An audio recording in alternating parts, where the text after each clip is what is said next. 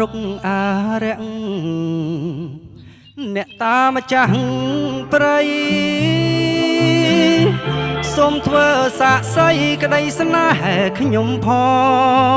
ងថាខ្ញុំស្ម័គ្រពិតមាសមិត្តស្នេហ៍ស្នងដួងចិត្តចាំចងឥតមងសោះឡាយណា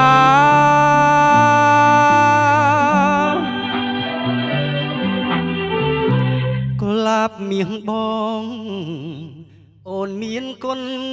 ណាស់អូនជាម្ចាស់ផ្ទះជួយយកអាសាថ្នមបងដូចម្ដាយថ្នមបុត្រធីតាចំណីអាជីវ៉ាផ្គប់ឥតខ្ចោះ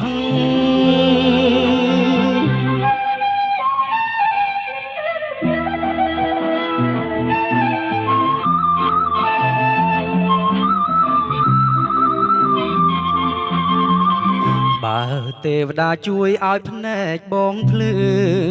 ដោយកាលគ្រាមុនទោះឃើញតូចតន់បាត់បង់សម្រស់ហើយឃើញអូនខ្លួនពីកា